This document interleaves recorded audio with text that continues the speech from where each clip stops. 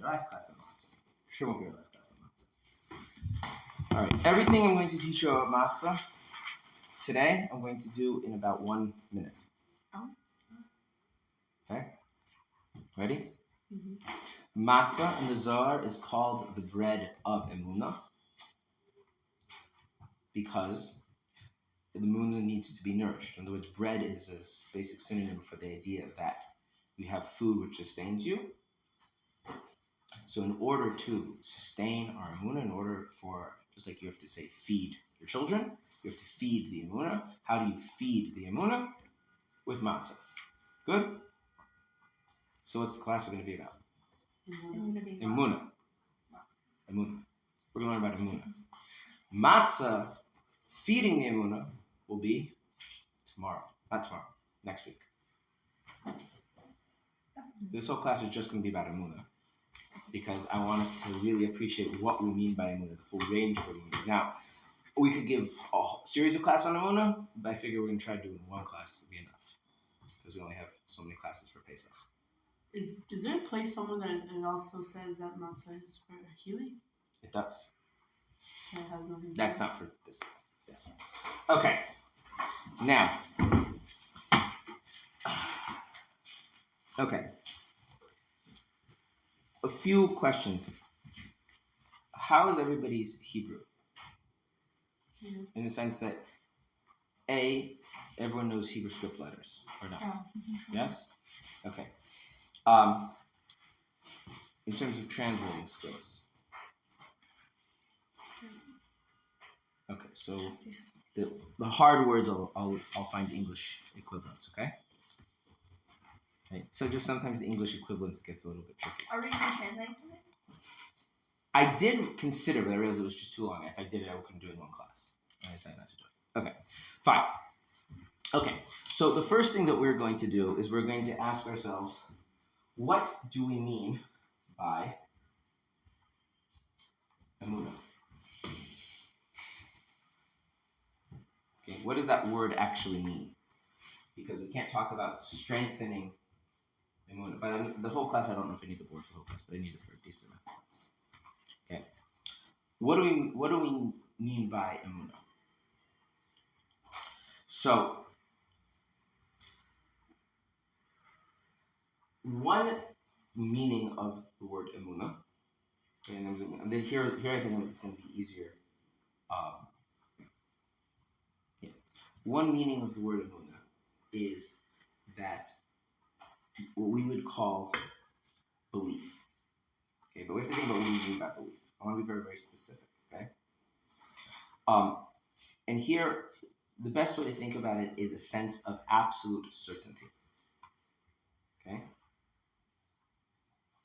So,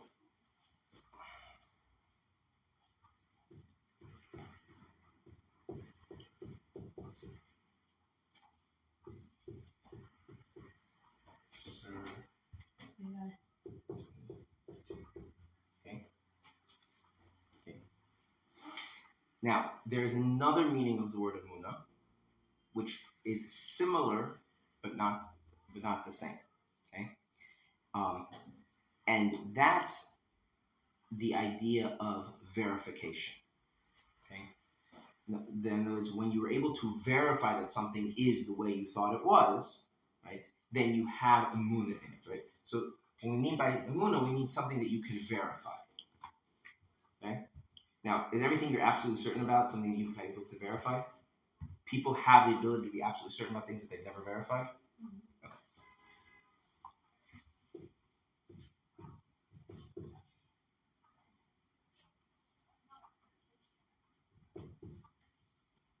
Okay. Now, the last meaning for Emunah is going to be a little bit, this doesn't translate so well from one language to the other.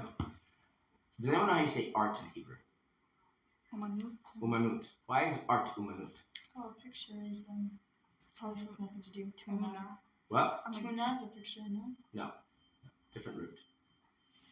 I'm guessing Umanut comes from the same like shoresh as Emunah. It does. How do you make art? Is it because you paint exactly what you're seeing? No. You paint what you're feeling? No. How do you get good at art? Does it have to do with Practice. What? Practice, right? And when you're able to practice, you gain a kind of sensitivity about how to use your hands, use the medium, whatever it is. And that brings out a certain aesthetic, a certain beauty, a certain feel, right? And this is actually where you get the idea in English when something people say it's an art. Say, well, how do you do that? And people say, well, I can't really teach it to you.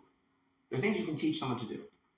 But there are other things that only way you can learn to do them is to keep practicing over and over again, and you start to develop a sensitivity to them. And that sensitivity then gets reflected in the output, right? So if you see something that is well crafted, that's beautiful, whether it's music, whether it's a painting, by the way, this could be also intellectual, it doesn't matter, and you're looking like, wow, how did they do that? And you ask the person, they often will not be able to explain to you how they did it. And it's not because they're inherently gifted and you could never do such a thing. You could, but the only way to be able to do such a thing is to practice regularly, and eventually you start to pick up on a certain kind of a subtlety, okay, that you can't articulate, but you can express. Does that make sense? Okay. So and that's that the word. Does anyone know how you say exercise in Hebrew? No. Yeah. Yeah, because Imon. the idea of doing regular, repeated activity is also the same idea. So the idea is you do regular, repeated activity, and you develop a sense of things, okay? And that allows you to develop a kind of an art. And I don't mean that necessarily in like painting, it could be an art in anything. Okay? Does that make sense? Okay. So another meaning of emunah is that which is an art. An art, meaning you practice and you develop a sense that can't be easily articulated, that brings out a certain aesthetic, a certain beauty, a certain richness, which people can pick up on, but are very hard to articulate. Good? Now, these are all things that are conveyed by the word emunah in different contexts. Okay? So far, so good? Okay. Now,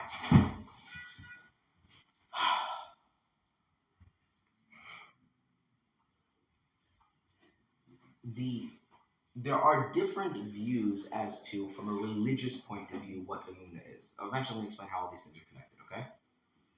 And we're going to focus on three of our great thinkers. Okay?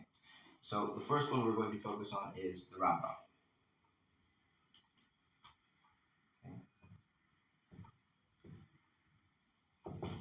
Okay? The Rambam, in the context of religion, gives a specific definition of what we mean by emunah. So these are just meanings of the word emunah, okay? And now I want to talk about, more specifically, we're going to talk about it in relationship to God. What do we mean when we say you have emunah in God, or you have faith in God, you believe in God? What do we mean by that? Okay. So the Rambam would say like this. There are things that you know,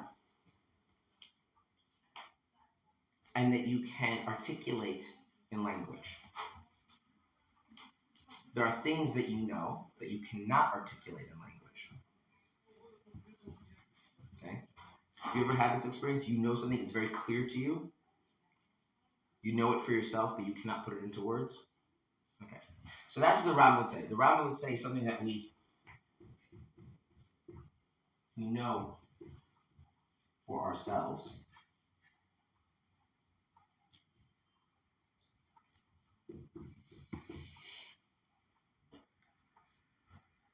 I'm going to... Yeah.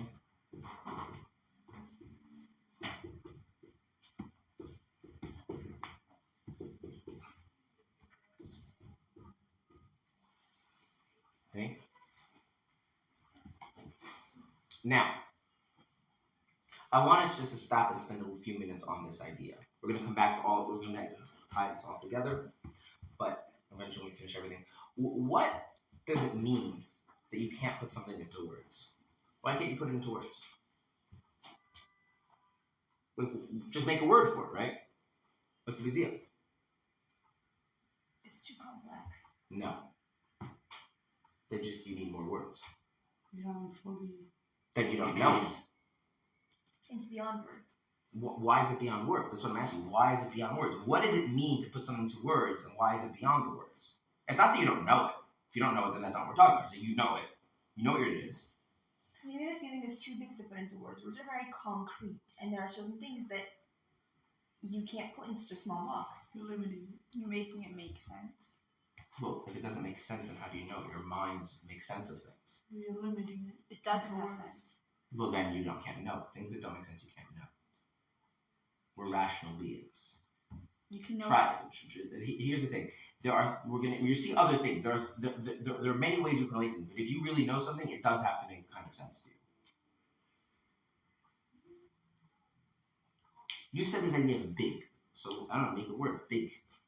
No, I'm saying sometimes a feeling is too... If you put it into words, you're diminishing the feeling. It's not the same. Why? I want us to understand why. Why would words do that? Because words are very confining. What? Words are very confining. Why are words very confining? This is an important question. Why are words very confining? They're very particular. There's one Okay. dictionary of words. What? Because there's like a list of words you can't make new. Surely we Google things. I'm old enough to remember when that wasn't a word. Yeah, but you can't choose it for yourself. Like it's a Very societal good. thing. Very good. You can't choose words for yourself. Words are what we call social constructs. Words exist between people. Words only refer to things that people can experience jointly. You can make a word. You know this for yourself. Make a word for it. What's the problem? Who's the only one that's gonna know what that word means? You. In order for a word to really be a word, the word has to draw people's mind to something that they both have a sense of. Does that make sense? Okay. So, use simple words, for example, right? You see this? Okay. What is this? A chair. Now, why do you say chair? Because human beings, the way Hashem made us, is that the first time we look at something, the first kind of sense we have is kind of what is it? And we tend to think of things in terms of their overall place within the larger structure. So this is, when we say it's a chair, it's something meant for sitting, right? Which is why, right? And so when a little child looks at this for the first time and they ask, what is it, right? We don't say it's plastic. We don't say it's gray. We say it's a chair. Because we know, we already know what the sense that they're having is. They're just asking what the word we use for that is, right? Make sense? Mm-hmm. Now, notice if I want to play games with a person, right? I change the context in which I'm asking the question, and all of a sudden you can't use words. Okay? I'll give you an example. Okay?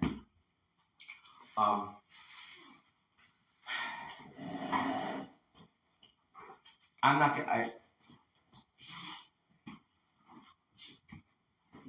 What's this? Water bottle, right? But I decided before I asked you the question that I was going to relate to this as simply a solid object that I could touch. Okay. But now, if we were in a physics class, right, and we were learning about liquids and solids and gases, right, and that in the context of where our minds were, and then the teacher asked, "What's this?" You wouldn't be so crazy if we were to say it's a solid, right? Because our minds are already oriented to relating to things a certain way, right? You see what I'm saying? The words that come to mind are because of the joint context of choosing. So when we say something we know for ourselves but can't put into words, in a deeper sense, not we know for ourselves but can't put into words. It's because we only really know it for ourselves. This is something that only we are having a sense of, right? We've come to this sense entirely internally. Therefore, is there a word for it? Does that make sense? The words we use are extracted from the social context in which we interact. Because they refer to those things that have meaning. Now, if I believe that you have the very same sense that I do, then maybe I'll use a word, but I will never know, and that's the danger. So I could say, I believe in God.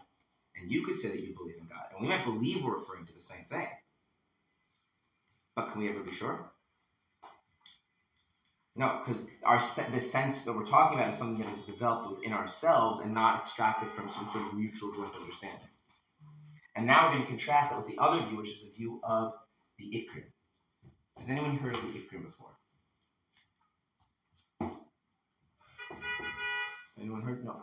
The Ikrim was a book written by Rabbi Yosef Albo in Spain, and it's a critique of many Jewish philosophical ideas, including the Rambam, among others. Okay. And he has a very different understanding when we emunah in a religious sense. Okay? And he says that this is something that we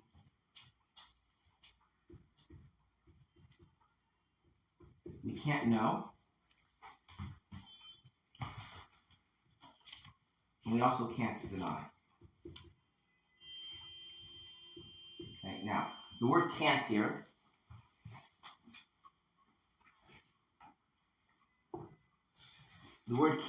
is very important. So you know that joke that they have with kids, and the teacher, can I go to the bathroom? And the teacher says, I don't know, can you? Right? And what you really technically, in the way precise English was spoken precisely, a generation ago, was really, may I go to the bathroom? You're asking permission, right? So we have this ambiguity when we use English now. We use the word can both for the capability to do something and permission to do something. Which one does he mean here when we say can't know and can't deny? Capability. Is this something you cannot know? You just don't have any way of coming to know it. And at the same time, strangely, you can't deny that it's the case. Are these the same thing? No. Now, we have to figure out what it means to know something, but it's very, very different. Okay? Now, this can happen, this is an important point, this can happen in a way that's called Kabbalah. Okay? That's a Hebrew word. What does Kabbalah mean? Acceptance. It literally means actually receive. Now, if you receive something, if I give you something, in order to receive it, you have to accept it. But I want you to understand the relationship between acceptance and receiving. Why do I want you to understand the different relationship between acceptance and receiving? Because acceptance has also connotation of like surrender, giving up, just accept that that's the way it is. And I don't mean to say that that's not correct, but the primary focus here should be on that something is being given over to you and you are receiving it. And if you've really received it, you've accepted it, right? If I give you a gift and you accept the gift, now it's yours, right? Okay. It says in the Chumash, by the Exodus, that there was a plague of hail. Heard of the plague of hail? Okay. Now, our sages teach us that in the plague of hail, there was fire and ice. The hail was made of ice, but inside the ice was burning, but the ice was cold. Okay? Now, traditionally, the way we raise Jewish children, when do we tell them this particular facet of the story? 17. What age? What age in the educational process? That there's ice, and then there was ice fell down. Right? God sent hail, ice, and in the ice was fire, and the fire was hot and burning, and the ice didn't melt. Well, they're old enough to understand. I feel like we learned that with all the other plagues. Yeah. So what age? Give me an age range. I said Like five. Yeah. Just around that. Maybe 4, depending on when your kids enter kindergarten. If it's Jewish kindergarten, right? Yeah. Okay. Is that the age when they can understand? No. Okay. Why would you tell somebody something that young? They can't understand it. They don't want to lie. There's also the women tell. Let me ask you a question. Do you understand it now? No. Yes. Yeah? Explain that this. How it's logical? Do you understand how you can have a piece of ice with fire inside, the fire is burning hot, and the ice is cold and not melting? Do you understand that? That makes sense to you? With the picture? No, not a picture. A picture's not what I'm saying. I didn't draw a picture. I'm saying if I walk down the street, right, and I came running and say, you know what I just saw? I saw a giant piece of ice with fire burning inside, and the ice was perfectly cold, not melting, and there was fire burning inside of it. Would you say, oh, yeah, I can see that. That makes sense. Or would you say, Rabbi Kaufmann would have even spoken? Which one would be your reaction? Second one. Okay. So what's the point of telling the little children that? Because grow it's into a it. To make that. No, they don't grow into it. imagination. No, because you're just as likely to understand it at 4 as you are at 17, 18, whatever. Take the word understand and replace it with something. You're just as likely to Not understand. not understand it. Right? You know, your ability to understand it, this ability to know this makes sense to you in any way, shape, or form. It's not going to get any better with time. Like the Holocaust you don't learn about until I you're don't want like, to talk about that. My point is, like, you wait to learn about hard things, but you're Because not ever gonna... you wait to learn about hard things, so there's the presumption that you can come to really know them. You're not, it's not like when you're like 75 and you're very, very wise and you learned a lot of Torah, now this is going to make any more sense to you. It won't. But you know what's really cool about little kids? And I'm going to illustrate this with something that even adults still have. Then we'll go back to kids. When you hear a story, and then someone tells the same story over slightly differently, like sometime later, what's your natural instinct? You ever have this happen? You heard a story? I didn't hear the detail before. No. They tell not missing a detail. They just tell it differently. Like someone tells you a story, and you heard the story, and then a while later, someone tells you the same story, but things are reversed, right? Right? You start correcting. Why are you correcting them? Because you think that what you heard first is right. That's right. Because you think that what you heard first is right. Because what you heard first, what gets planted in your mind, takes on the status, well, that must have been the truth. And that quality is very, very prominent with small children. Okay, right? So, if you tell a small child, right, that God made a miracle, there was fire, there was ice, and the whole thing, right? The child's mind just can't deny it because then you just said it, it must be true. At the same time, do they know it? They know what that actually means? And the goal, hopefully, is that even as they get older and older and older, that fundamental experience has been pressed into their psyche. That what? There's no way to deny this. Their mind can't deny it, but they don't really understand it. They don't really know what it means. And how did that happen? Because they received that, right? Someone impressed that into their mind.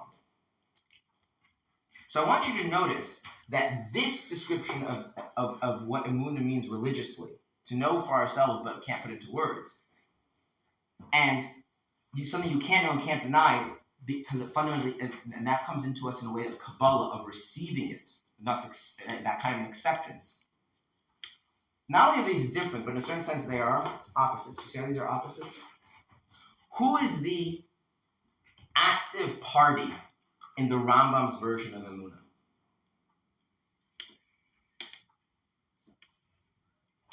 Who's bringing you up? The person. Who's the active party in the Ikrim's version of emunah? Someone who is giving it to you, right? So who's giving it to you?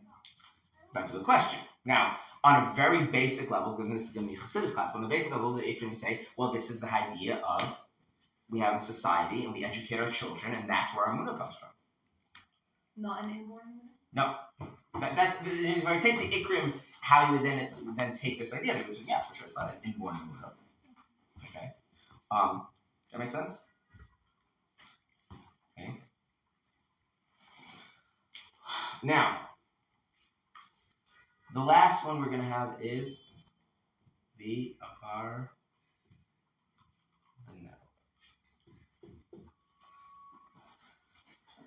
I'm not sure that Aleph goes there, but so the Abar Benel, he was arguably the last of the great medieval Torah scholars.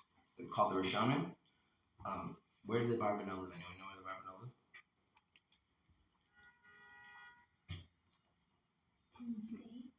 Very good. He actually lived in Portugal. And then his family got into some political issues with the King of Portugal, and so he moved to Spain. And he became very, very close to King Ferdinand, and he was his finance minister. His family was very good at that. But then the Spanish expulsion happened, they kicked out all the Jews. And so he left and ended up in Italy. And that's one of the reasons why you can say that that was basically the end of what we call the Rishonim medieval period. And so he's kind of the last, and sort of the last figure. And then at that point, you start kind of having rabbis approach things differently. The Renaissance happens, things get more complicated. So he wrote a lot of interesting things. One of it, and he in his commentary to the Guide to the Plex, he actually gives a very different definition of emunah. And he says,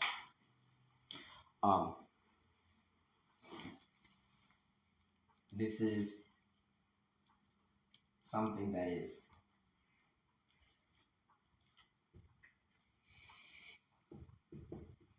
acquired by the soul. What does it mean to acquire something? What? It's yours. It's yours. To have emunah means that this is yours. That somehow the soul makes something its own. Okay, now, when the soul makes something its own, it cannot, it's not that like a physical object where you own it, you have rights to it, you have certain liabilities to it. When the soul makes something its own, the soul is not fundamentally a divisible entity. So if the soul has made something its own, what has happened to the soul? It's been radically redefined by it. Okay? In other words, like this. If I own an ox and my ox gores somebody, I'm responsible, right? That's a legal liability that comes along with owning it, right? So not only does ownership give me rights, everything also affects me, right? But it just affects me legally. But the soul is not fundamentally a divisible entity. So if the soul acquires something, if this now belongs to the soul, then the soul is being redefined in terms of this thing. Somehow this whatever this is part of what it means for the soul to be who it is. Okay? And this is quite mysterious, yes? This is not... Okay. So you see how... Now, what do all these have in common, first off? Are any of these subject to philosophical debate between people? Like, I'm going to argue and prove. Like, I have a emunah in something. I'm going to now prove it. Now you're going to have a emunah. Am I able to transfer that from one person to another like that? No. Listen, if you know it for yourself, you can't put the words, then that's something you developed within yourself. There's no way to bring that to someone else, right? If it's acquired by your soul, I mean, that's deeply yours. And even this, right? I have it because someone placed it in me, right? I can place it in someone else if they're receptive, but I can't actually force it, right? So I can maybe tell it over to my small children using with the Ikrim site, but I can pass over the story to them, right? But the minute you're starting with people with different viewpoints and different perspectives, right? This whole notion of Emunah falls apart. This is very, very important. We live this is just outside of the actual chart that we're going to go back to. We live in a society where we prize things that we can mutually verify. Okay, so for instance, we have science, we have engineering, right? What's great about science and engineering? If it works, we all know it works. If it doesn't work, right? At least that's the theory, right? And so the idea is that things are supposed to be demonstrable in a way that anybody can figure it out, anybody can see it, right? This is kind of the culture that we live in. And what is the fundamental problem with emunah, regardless of which view you're using of emunah? What is emunah? It's fundamentally something that you can't. It's not about. I want to. We're going to see actually you can prove emunah, but you can never prove it to someone else. You can never, right? It's not something that is fundamentally between people.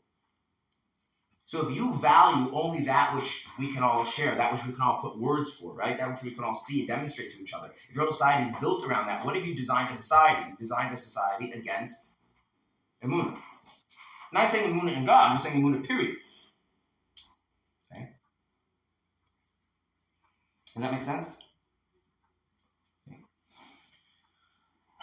Okay. Now, so this is,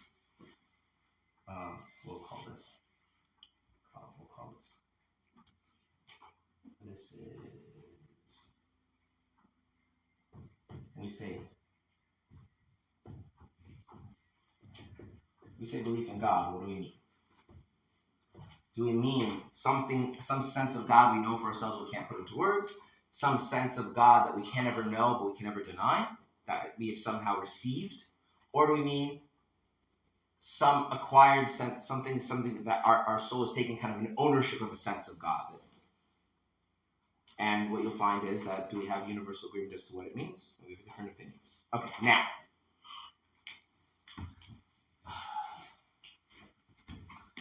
The Jewish people are called Maminim B'nei Maminim. You heard this phrase before? What does Maminim B'nei Maminim mean? Believers, the children of believers. Okay? So we have the B'nei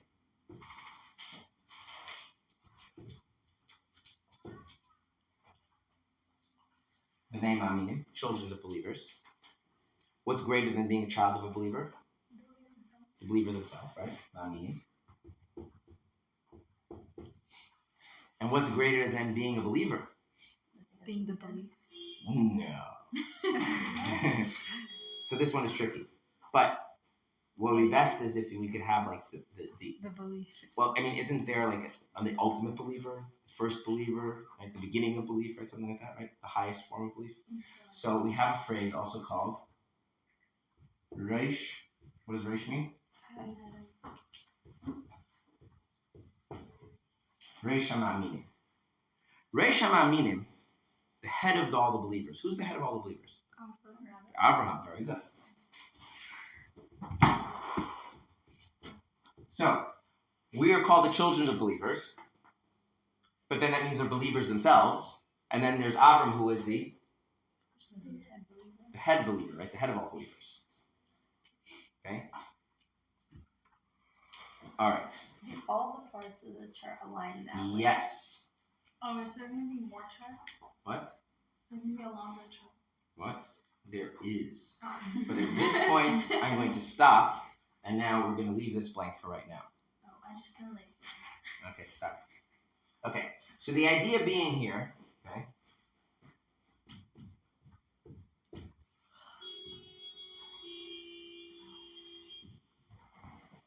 is if we take the notion of what it means to have belief in God, we have three different opinions.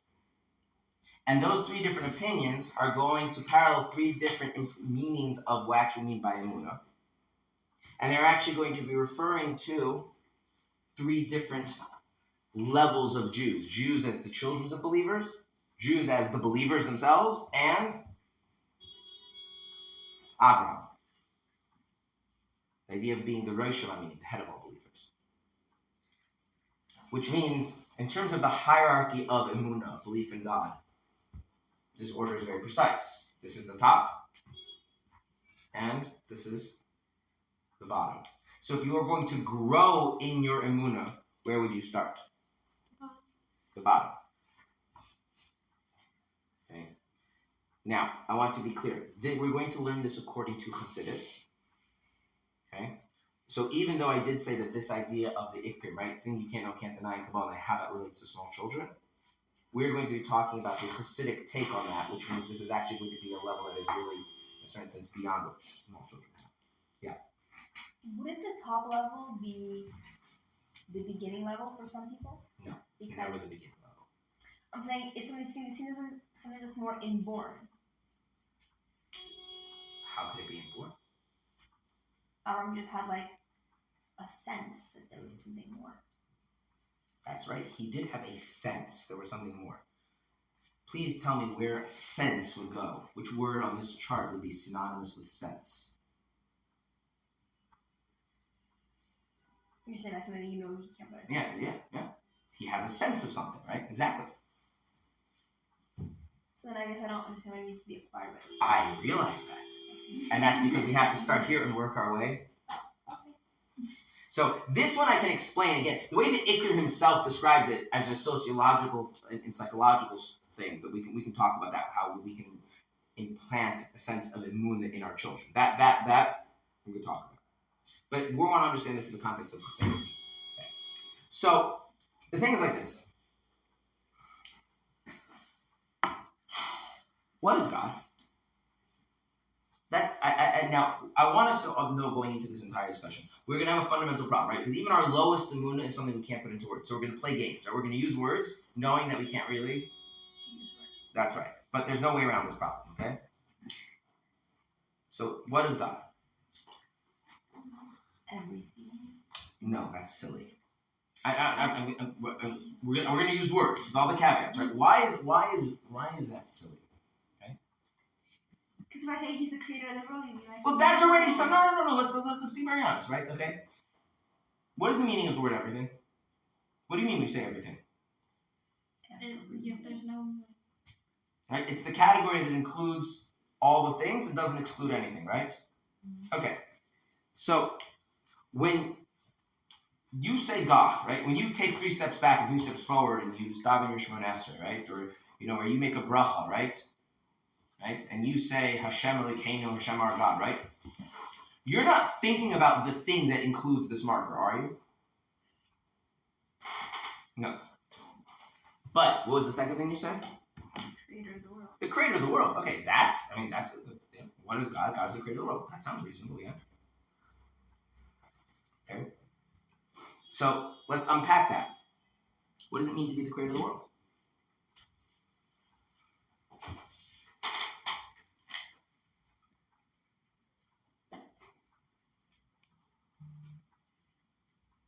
This is an interactive class. You're going to have to give answers. I'm not going to do a word for you.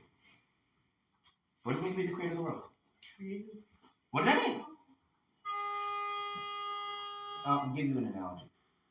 Sometimes in the news it says that the economy isn't doing well. You ever heard a line like that? It's like, oh, the economy's not doing well. Then you ask someone, what does that mean?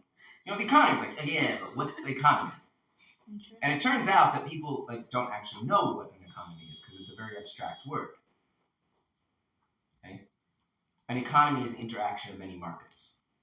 Now, there's a fancy word, interaction, and markets. Markets also complex, right? You see, so you have to keep dumbing stuff down until you get to something we actually know what we're talking about. And that's what people who have abstract thought, they actually know what these more abstract words mean because they've gone through all the steps. But often, most of us, what do? We throw around the word with kind of a vague sense. It's good enough, right? So I'm going to ask you, what does it mean to create? What does it mean that there's someone who created the world? What does that mean? Does it mean create the world? That God decided one day to create the world. He decided one day. One second. So he was sitting around Tuesday. No, I'm busy Tuesday, Wednesday, Thursday. He's like, I think, next Monday's a good day. And then he decided, poof, he created the world. That really? That's what you mean? It was Sunday. There wasn't a Sunday. There wasn't nothing. He made something out of nothing. And it's No, like but that nothing book is about the a guy with the button. Here's the thing. You're going way too advanced, way too fast. Start with stuff you know. Something you made. He wanted a world, so he made What's a world? Created He wanted a creation, so he made a creation. Keep using fancy words. Creation is not a fancy word. It is. He wanted something, so he created something. You made a place where people live. Okay. There we go. Okay. People. Which person are you most familiar with? What?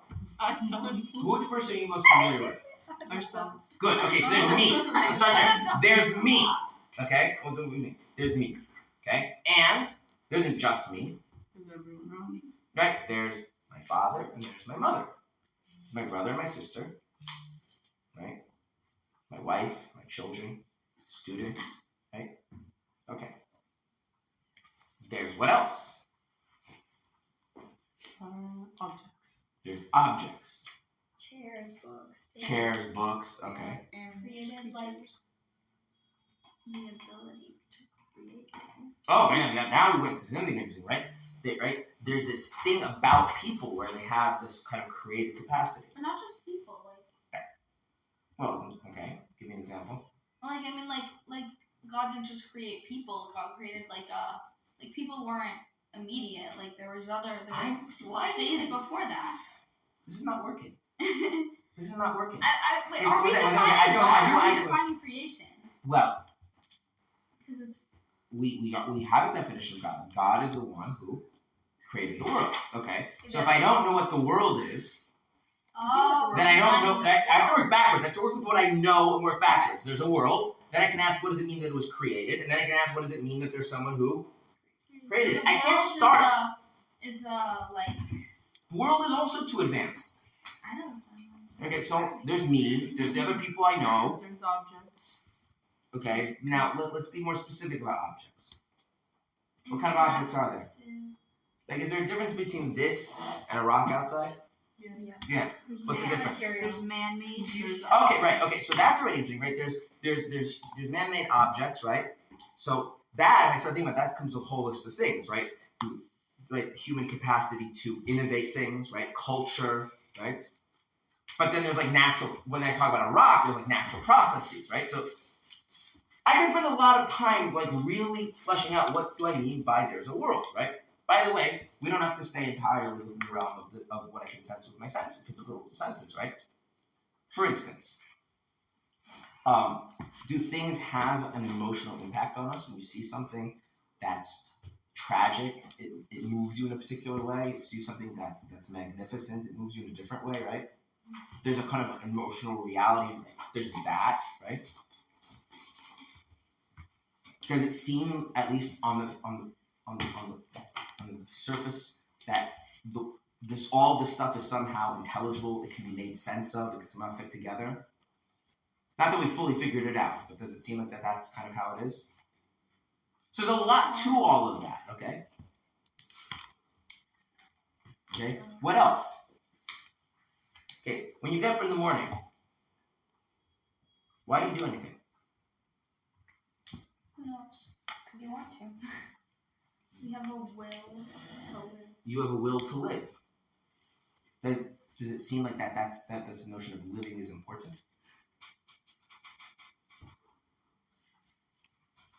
I don't know. There's no reason why it is. I didn't ask you if there's a reason why. I'm just asking, does it seem important, right? I'm asking you descriptive, right? Yeah, it seems important. Now, does it seem like it's the most important? Yeah. I think it does seem like it's the most important until very certain circumstances come about where sometimes people encounter things where they feel that those things are more important than living. What are some examples of that? I mean, you could see people like soldiers in the Soldiers army, in but the you could army, also see right. like people who are depressed.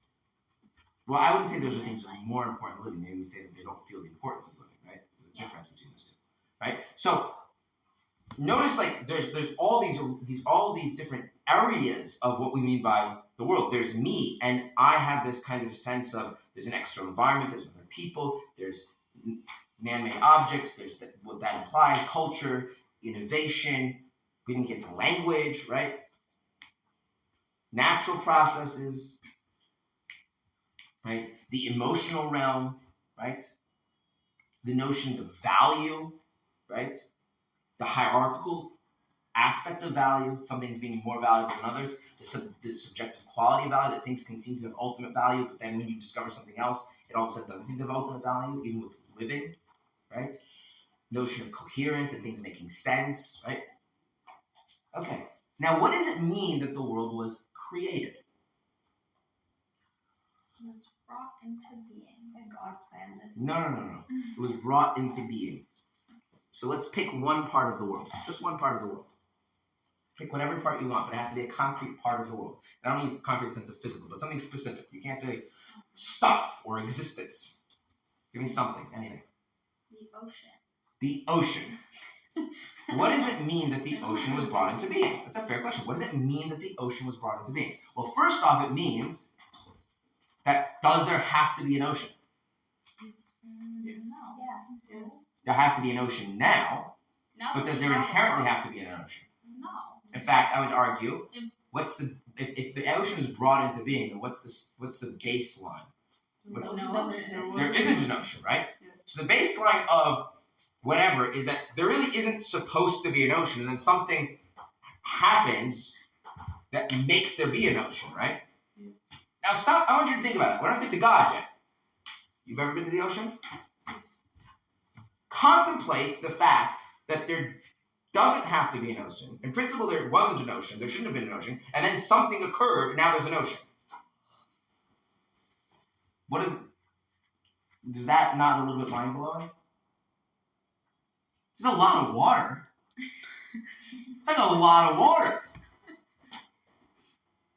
Right? I mean, there's planets without small. So, what?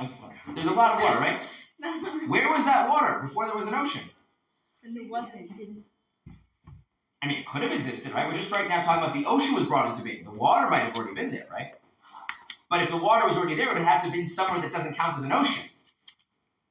You see, like thinking of the notion of what it means to bring something in. That's the physical. Now we go with a non-physical thing. Pick any non-physical part of the world.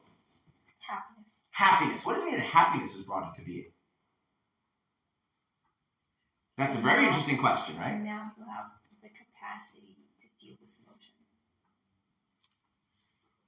So, but what does that mean? What would have been reality like without that capacity? People wouldn't have the You capacity. just And had a lot of other emotions. okay. Now I want you to notice as I start moving these questions. Do you notice what's happening? Is it easier to talk about these things or harder to talk about these things?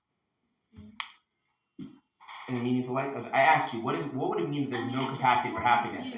There's no happiness. You say, well, people don't have the capacity. And what does that mean?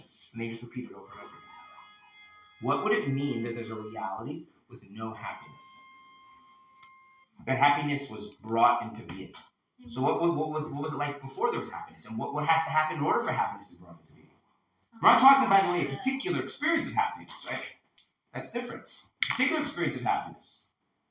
No happiness at all. Well, isn't that what we were talking about in one of the classes about freedom and about how like there were certain things that God didn't like create at the beginning in creation and like waited for us to find it?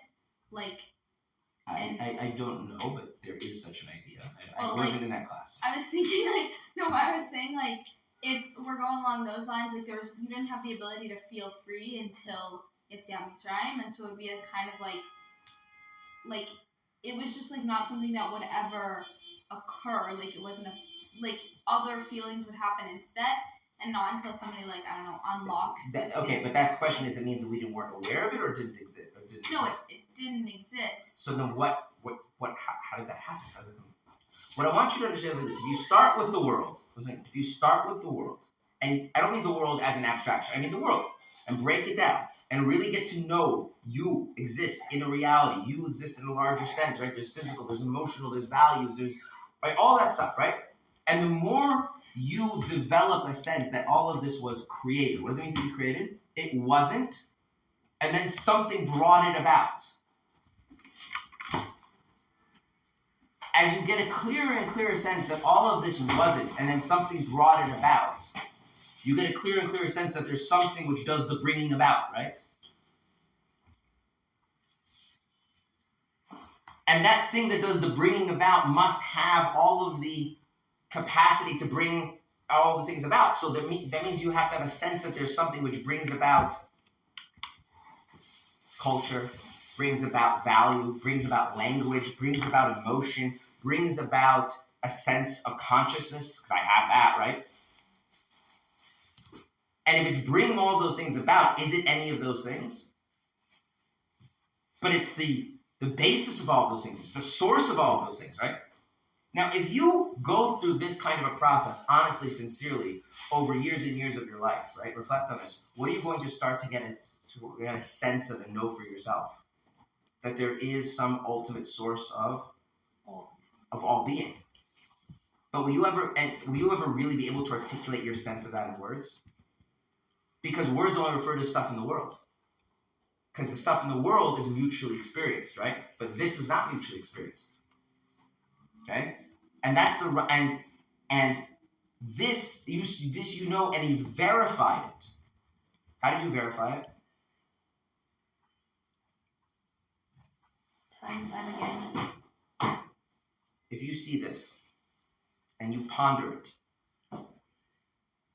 do you conclude that there is some sort of mind behind it that made this thing? Yeah, right? And so what way can you verify that there is another mind other than your own? Well, you encountered the chair and you didn't make the chair, so somebody else made the chair. Right? Now that's not proving God, it's just, right?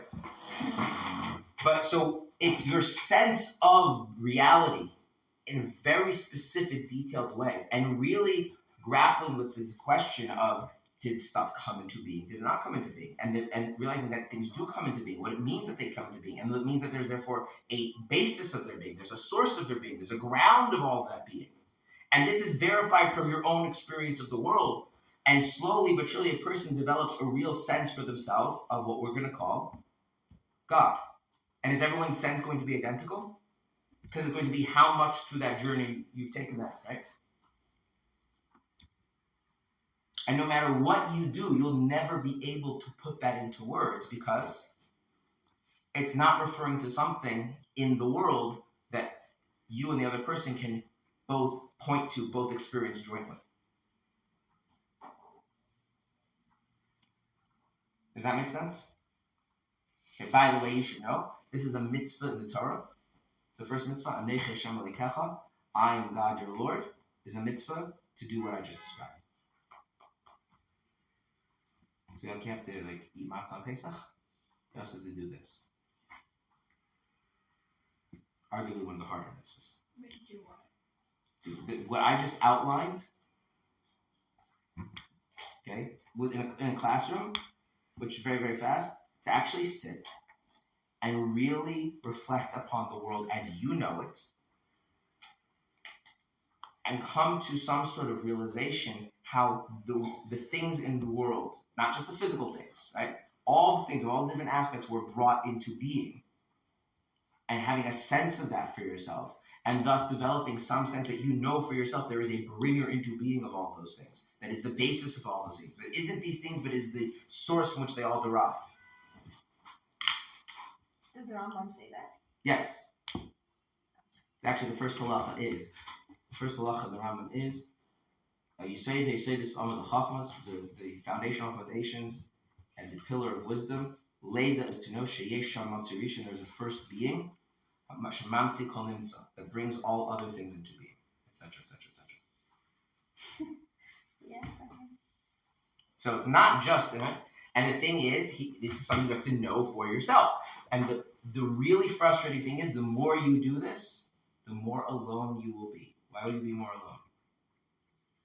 What do you mean alone? What? What do you mean alone? The other side. First, why would you be alone? The more you do this, why would you be alone? Because only you understand it? Because only you know it. Only you know it. But on the other hand, you won't be alone. Why won't you be alone? There's other things that Because you're right. You have a sense that there's this ultimate being that's very, in some very intimate way, present and involved in everything. Right? And so in this way, a person becomes more removed from, the ebb and flow of just regular, sophisticated monkey existence, and becomes closer to God. Also, what will happen to your interest in having philosophical debates with people to prove the existence of God? you might feel so. You want? Do you things that you know for yourself? Do you really feel like an interest in arguing with people to convince them about? No. Okay.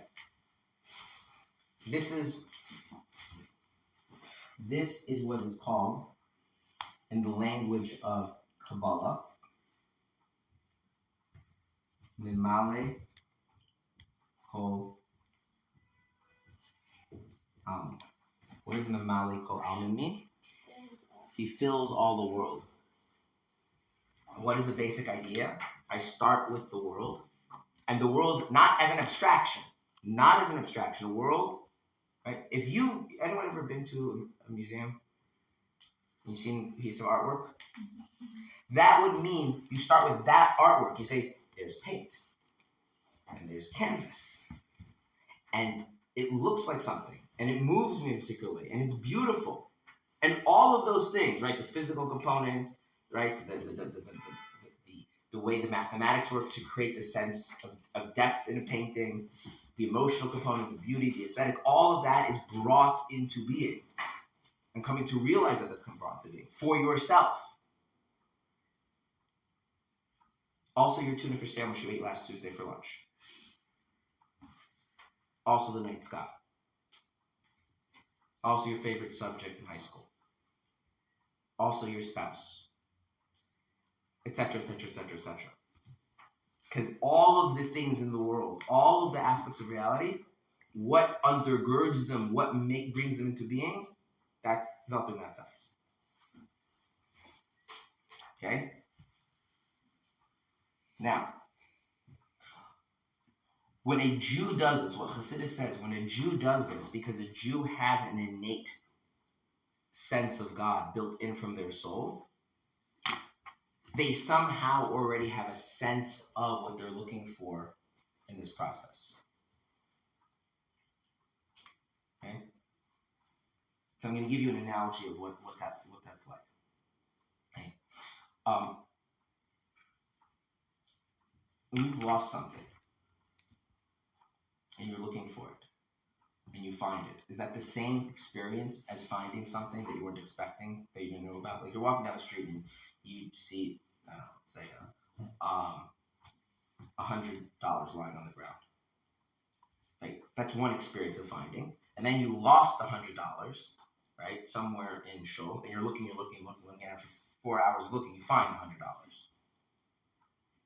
And it's exact, whatever, there's some sort of symbol, some sort of sign you recognize, right? It's not the same experience. Why is it not the same experience? Something you lost, so it's yours. Right, so there's a sense of you know what you're looking for on some level, and when you find it, it's not so much that you've discovered the sense of something new. It's almost a sense of this was supposed to be with you all along. And so what Chassidus would say is that, and this is deeper than what the Ram would say, is that when a Jew engages in this process, on some unconscious level, they know what they're looking for.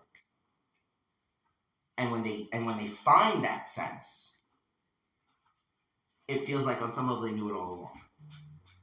This bottom. And that's because of the unique quality of the godly soul of a Jew. Whereas if a Gentile were to do it, it would be much more like having more of a sense of discovery. Okay. And that is which level of Emunah? Lowest level, right? And do you understand why the idea of verification, being verified, is relevant here? You're verifying your sense of God from your very experience of the world. And by the way, this ends. If you're going to use the world as the basis to know God, to be aware of God, that's as far as you can go. Okay. Now. That's still pretty, Yes. It's pretty lofty. Yeah. Okay.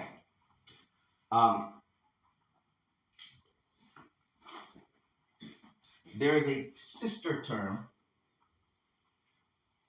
in Kabbalah to Mamali Kalam. Soviv Kalam. What does Soviv Kalam mean? What is Mamali means he fills. He fills all the worlds? Oh, yeah. It's Aramaic. So instead of Olamot, it's Alim. Okay. What does it mean that he's Soviv Kalam? Surrounds? I don't know. So God turns out, contrary to popular belief, God is physical. He's a giant ball. What does that mean? What is surrounds?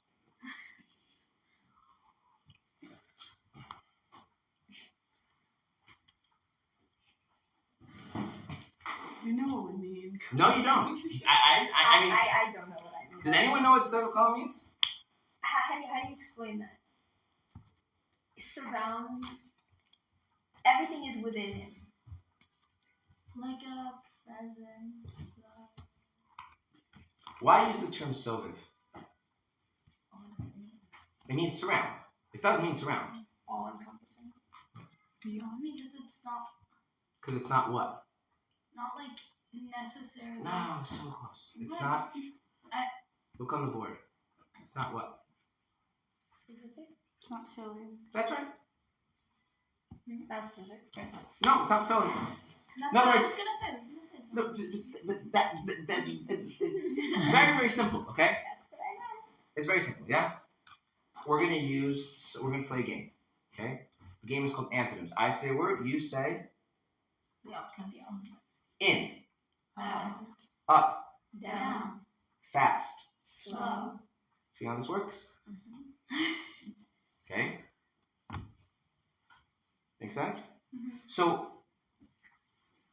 if this is called filling the worlds, then what is the meaning of this? Emptying.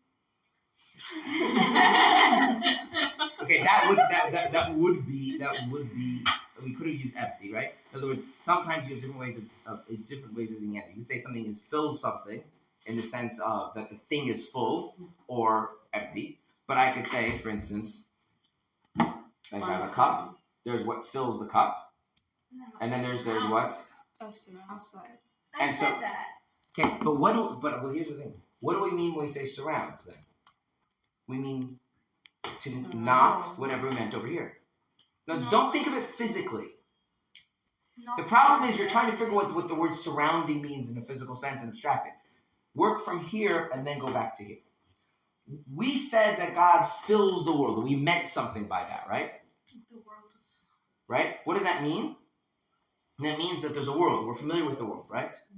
And as we become more familiar with the world and we ponder it and we experience it and we take it seriously, we come to some sense for ourselves that this is brought into being in specific and in general, which gives us a sense that there is a source of all of that being, right? And that's what we say that Hashem fills the world, right? Okay? So, Mamalik Kalaman ultimately is this sense, this affirmative, positive sense of Hashem as the source of all being. Now, I just gave words for it, but those words don't mean anything because. But then what does Saiv Kalaman means? He is not the source of all being. Why would that mean that? He's not the source of all being. Why would that mean that? Why would that mean that? So what's the. 1 second. Because what do we mean when we say he fills the world? He has a role in the world. What is the role? To be the source of. Forget the word. What do we mean by here? We say that God is the source of all being, right? And that's what the Zohar refers to as he fills the world, okay? Yeah. So, God, in the context of the world, is the source of all being. Now, what is God not in the context of the world? He's not the source of all being. Does God exist out beyond or outside the context of being the source of all being in the world? Yeah. Okay, so what is God? You're saying this is saying that God is more removed? I want to actually, I don't want to use the word removed. He is not the source of all being. Well, why does it have to mean that? I don't know. Exactly. Very good. Very good. That's why I don't want to say, I want to, there's going to be a strong urge to do what? Understand. Okay, now remember going back over here? This is something we can't. Right? There's a fancy Hebrew word. The fancy Hebrew word is chiyuv. Okay? Chiyuv has a meaning in Hebrew that does not translate well into English. Obligation. So I want to just say obligation. Because it also means the affirmative. Okay, so for instance, if I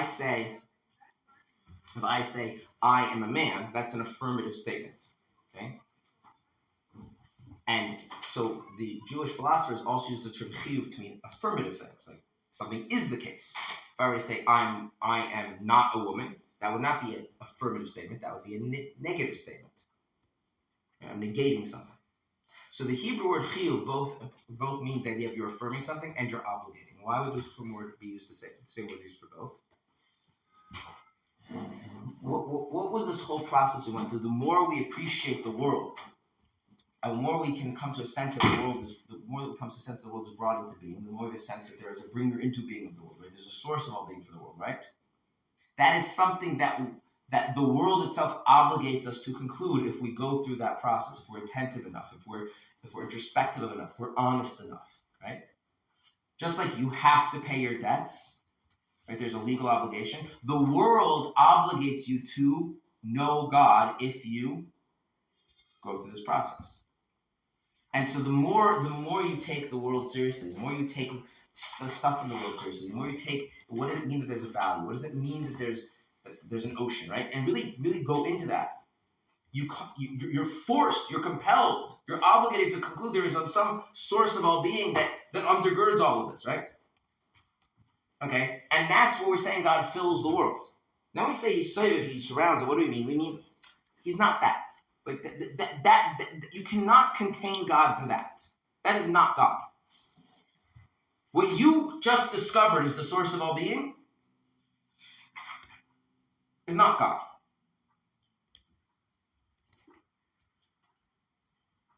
I feel like saying One second. Now, there's a sister word for chiyuv, which is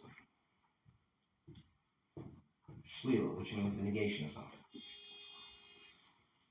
Now, here's where you get confusing. It doesn't mean that God is not the source of all being. If someone were to come over to you and tell you that they really appreciate what you've done for them recently. So what did you? And you said, what did I do for you recently? You said, well, I have a garden, and my garden is plants, and the plants need carbon dioxide in order to live, and you've been exhaling. So thank you. Do you think that's a bit weird? Why? Do you really think of yourself as a carbon dioxide recycler? I mean, it is technically true. You do recycle the carbon dioxide in the environment, right? But is that really how you think of yourself? If someone were to say, right?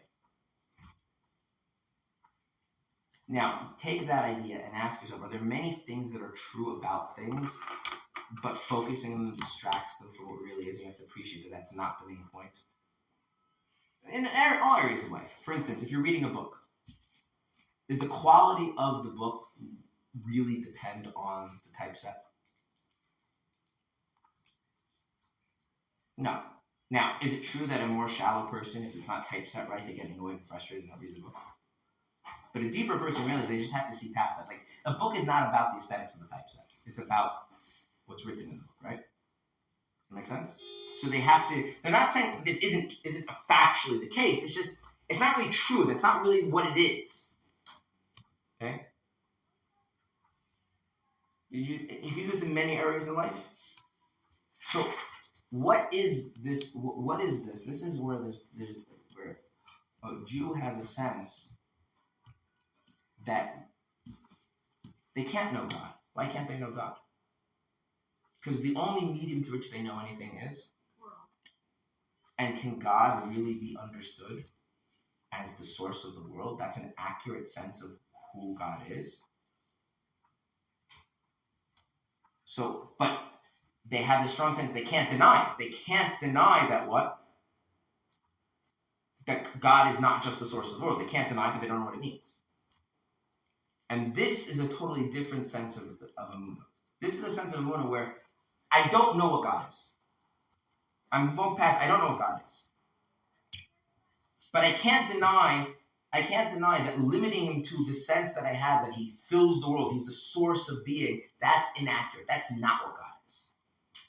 Now again, not that something else is the source of all being. He is the source of all being. And where does a Jew get that sense from? Where does a Jew get that sense from? No. They get that from their soul. I thought I asked if this is like an ingrown Emunah, and you said no. Because I was talking about the Ikrim sense. And the Ikrim describes the idea. He doesn't describe it as an ingrown Emunah. But then I'm saying. Okay. But, and this is what's very, very important, even though you get it from your soul, you also get it from the lower Emunah. Because how can you have any sense that God cannot be the source of all being if you have no sense of God as the source of all being? In other words, can you negate something that you don't have a sense of? Okay. You have to have a sense of that you know for yourself there is the source of all being, and then your soul tells you, but that doesn't really define God. God can't be reduced to that. But your soul can only give you that, impress that upon you when it has that first sense of Emunah.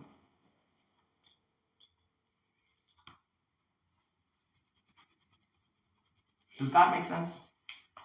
To me. What? To me. Well, let's answer the question. Does God make sense? What's the answer over here? Yeah. The answer is yes, but not to me. Why? Why the answer is yes, but not to me? Why the answer have to be yes? Well, because what is God? The source of all being, right? Yeah. Is the world in which I live in a sensible world? Yeah. So all that sensibility comes from where? God. God's the source of it. So where does it come from? It comes from God. Okay. God's the source of it. So everything sensible, everything reasonable in the world, all that stems from God. So God is the most reasonable being that exists. He's the source of all the reason. So, but the problem is, because he's the source of all the reason, and my ability to understand things is limited, why will it ever make sense to me? You know, you're seeing the issue here? In other words, if I have a sense that the world that I live in is reasonable and makes sense, and God is the source of all of that, then he is reasonable. He makes sense. But what? He'll never make sense to me because will I ever fully fathom everything? No. But now what if I move to this level?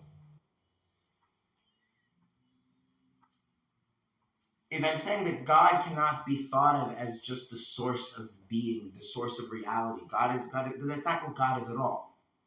If my soul is telling me that, then what's my soul now going to tell me? Not that God makes sense, but I'll never understand him, but that God doesn't make sense. Because making sense is something that is a feature of the world, the reality that you're familiar with. And projecting that onto God distorts your sense of God. There's a huge tension here. Is God the ultimate wise being, so wise that no human being can fathom him? Or is wisdom for God a pathetic joke? Well, that's what your godly soul tells you. After you come to some kind of sense of that God is the source of all wisdom, the source of all meaning. That's a totally different sense of emunah. There's tension between these senses of emunah. Okay, what does that have to do with art? Can you explain art? Make transcendent about it. Yeah, something you can't explain. Like how do you do the art? What makes it like you? There's a feel for it, right? There's something in when a Jew gets this sense of Hashem, that their soul then has this ability to move it to this whole other sense that no, God isn't that, and there's something transcendent and something wondrous and something beautiful that's just impossible to not even to put into words for others, even for yourself to really say what it is, but you can't deny it. It's unescapable. It's like when you see something beautiful, it's enchanting, it pulls at you. Okay? Where is the real wonder that a person would experience with God? Listen. Because at the end of the day, what makes a person feel an experience of wonder? Something that's beyond, something you weren't expecting, right? And what happens when we come to know Hashem in this way, and then our soul tells us, no, you're distracted. That's reducing into what? She's not just the source of the world. That's nothing for him. And something in the soul impresses that upon us. And we can't deny it. It's like it's being like awestruck by something. This is a much more profound kind of emunah. And it's Kabbalah because you can only receive it, you can't really right. You can't work on it. What happens is you work on this, your soul gives you a sense of let go of that lower level of emunah and appreciate this more transcendent notion of God. Now, this is automatic. This comes automatically after the program. That's an interesting question of how automatic it is. Maybe you need to be willing to be receptive.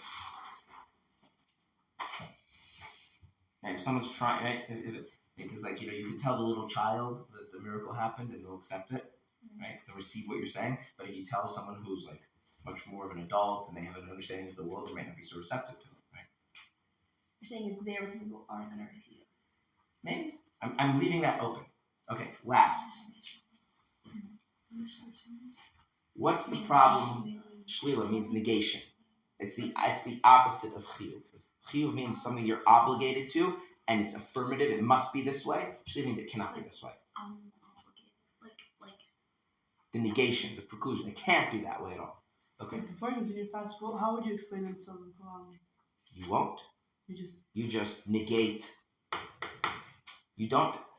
All you can do in Seif Common is you have a sense. You can't deny that you can't think of. You can't think that this is God. Whatever you have in this first form of emunah, this verified sense of God, it's beyond that. It's something. It's not this. If you're having a hard time with it, you're getting it right. I'm already having a hard time with this. I have no idea what's going to be in the third level. Okay. Right? What's the difference between art and a skill? A skill is someone can tell you exactly what to do and then you do it. An art, You just do it. You don't you have to- you practice and practice, and at some point you forget something clicks in about, and it's hard to articulating it, and even for yourself you can't articulate it. This emunah is artistic. This is right. The soul, right? This is a much more overt expression of the godly soul. Okay, what do these two levels have in common? What else do they have in common? Almond. They're all in terms of. Okay.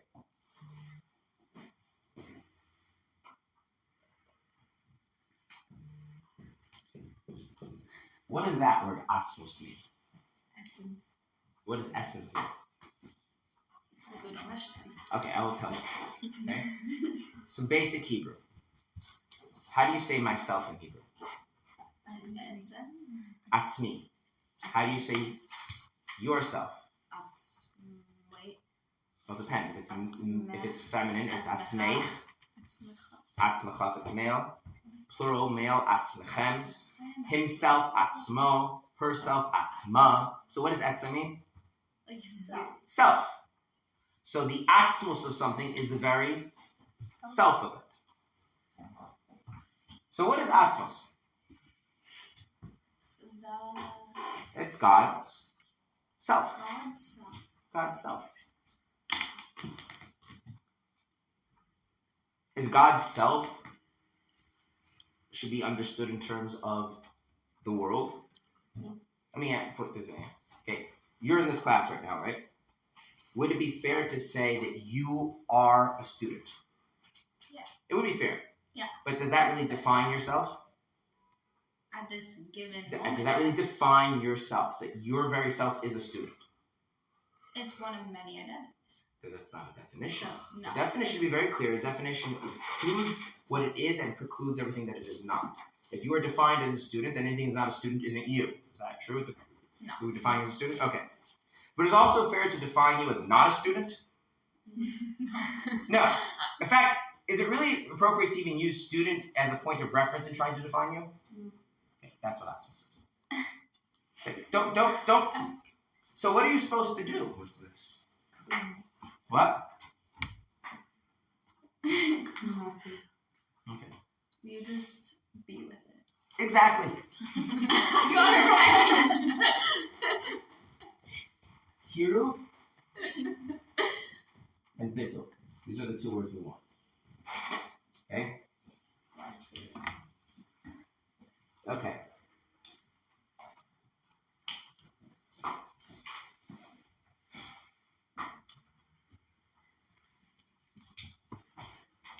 If somebody wants to be close to you, yeah, and so they invite you into their life and share things about, right, and you become closer and closer and closer, and you're like a halfway normal human being, how do you feel? More entitled, more superior, more, like, how do you feel as someone invites you more and more into their life? What? How? I'm not asking you. I'm not asking you. Do you feel like you like it or not like it? How do you feel about yourself? Like you get to have a relationship with this person. Like empowered. I don't know. Like happy. This is very, very dangerous that you're saying these things. What? Yes, I'll explain to you why.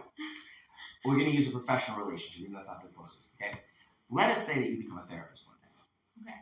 And let us say that you have clients and they tell you stuff. How are you going to make sure you don't tell other people what your clients say? Because it was kind of client confidentiality. You just don't say anything. You're going to like just. Yeah. Just like, no, I don't know, be a good therapist. No, it's a serious question. I didn't make up this question. You internalize that Do you go your responsibility is. This problem is very. This is what the problem is. Do you go into other people's houses if the doors are open? No. Why They not? invite me. If they invite you, why do you go into other if the doors open? Somebody's private, like space. Because it's not your house, it's their house, right?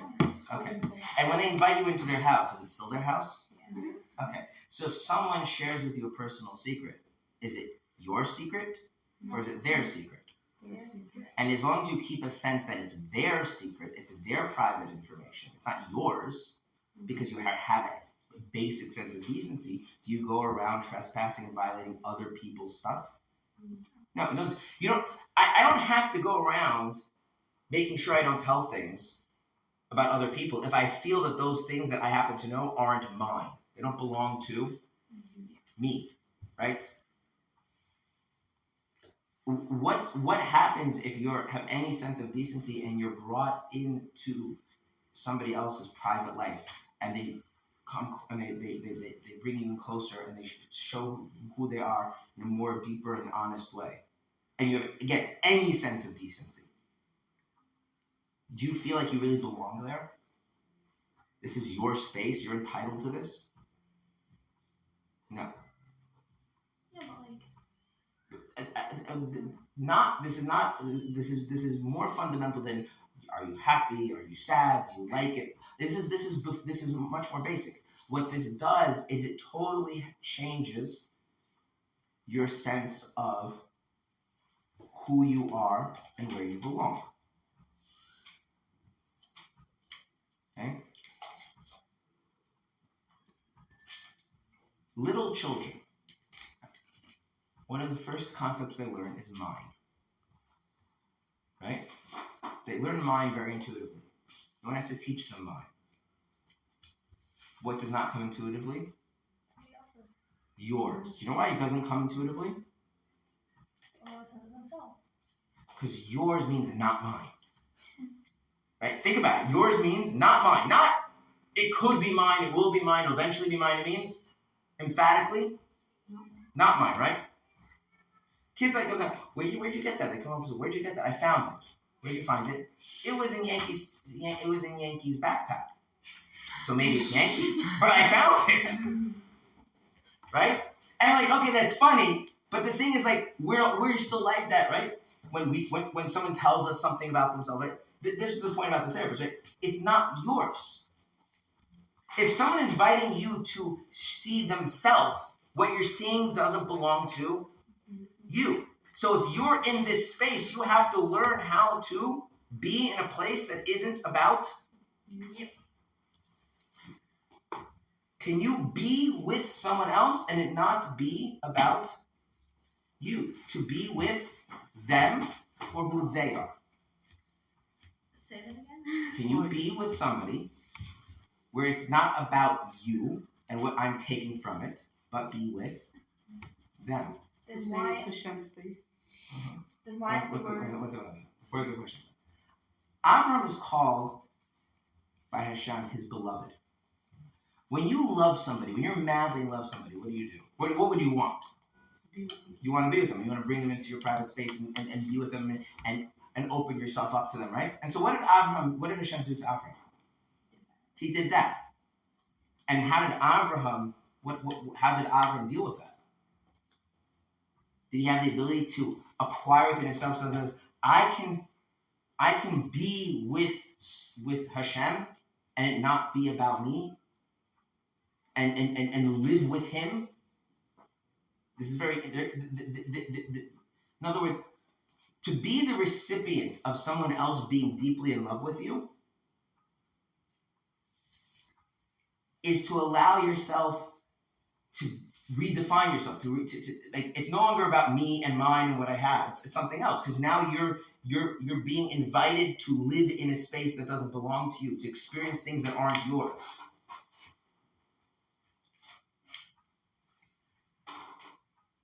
That's the emunah of Avram Avinu. You know, what did Hashem say before he destroyed Sodom? You know what Hashem said before he destroyed Sodom? Am I going to hide this from Avraham? Ask yourself a question. Are there people in life that before you do something, you feel uncomfortable doing it because you don't want to hide it from them? Those are people you're very. And those people, when they're with you in their presence, do you get a sense that they're making it about themselves? Or they really made space for you and who you are? So the kiruv and the bittul go together. Bittul means it's not about me. And that comes because he himself is close to me. What happened in Avram? Avram started looking for God, right? And what happened? He went on a journey. And where did he end up? Not the world obviously has a source and a basis, and he knows that for himself in a way that you can't even put into words. And in some sense, he knew it all along because he had a godly soul. And eventually, the soul makes it clear to him that thinking of God as the source of all being is belittling God. He's not that. He's beyond that. He can't deny that. And eventually, God comes to Avram out of this deep love and says, I love you. I want to be close to you. Journey to be closer to me, to be closer to me, closer to me. And as Avram journeys to be closer to Hashem, he has a greater and greater sense of Hashem himself, of God himself, not in terms of the world, not negative, not this.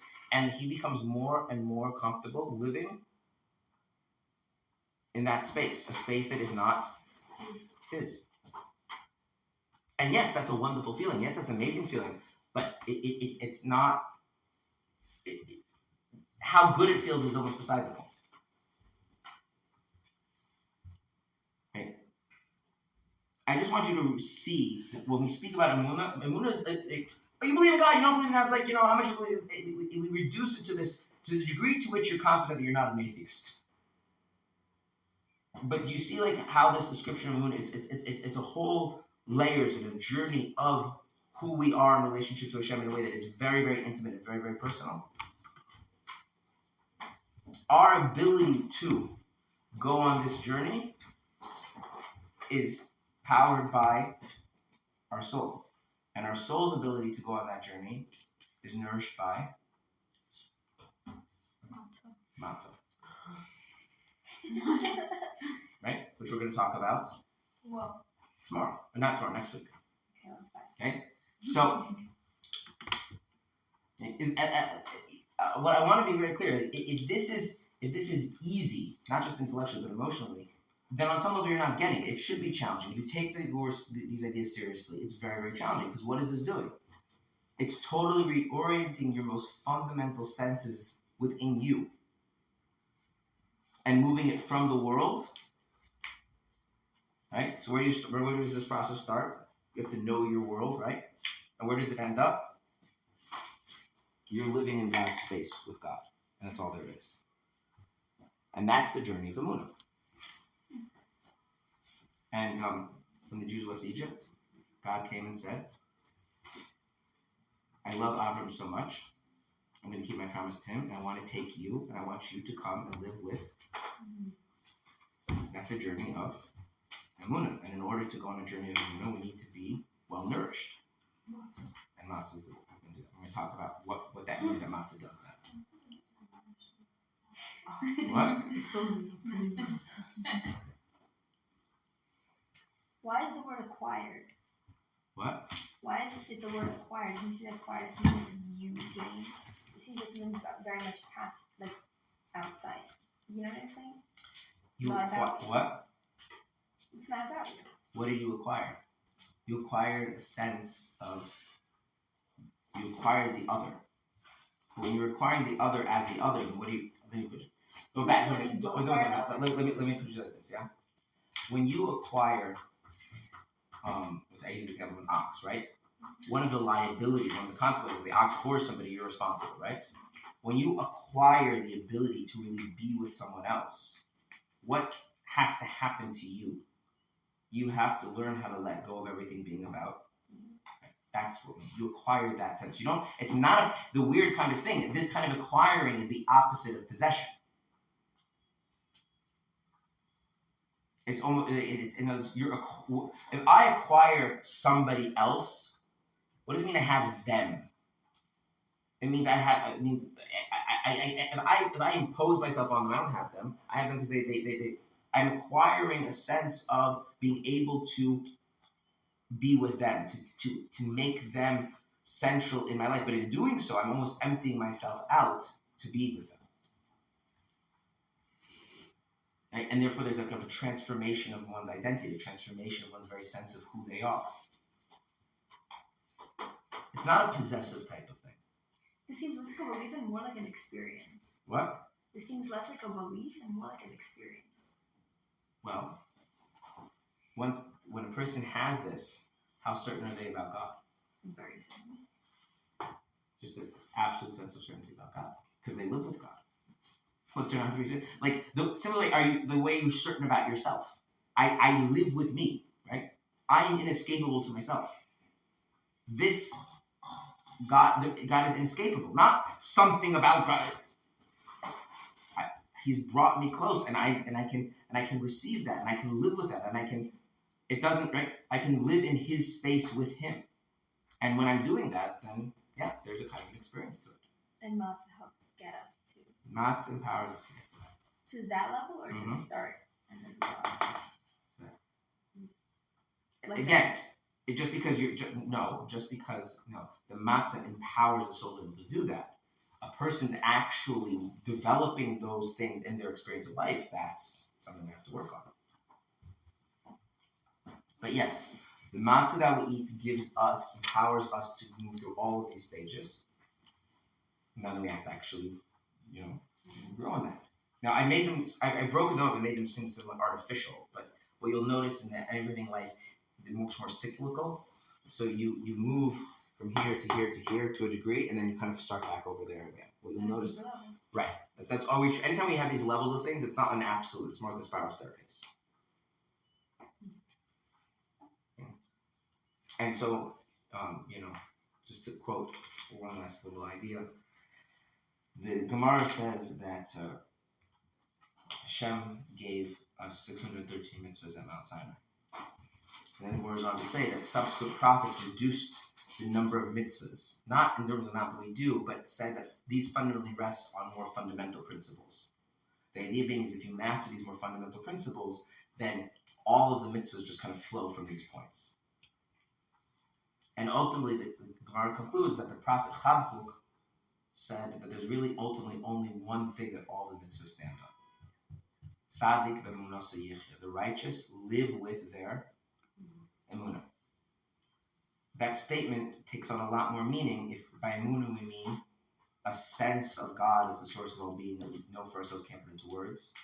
A sense that He's not that and beyond that we can't deny, and ultimately a sense that He has drawn us to live with Him, and we can accept that we can be in that space. When a person is having those senses of God, that kind of relationship with God, right? Shabbos, kosher, they kind of follow almost automatically. That make sense? All right. Emunah should not be underestimated and shouldn't be reduced to something of, are you willing to say, I believe in God? That what you say with your mouth doesn't even get into the first level. All right. See you tomorrow.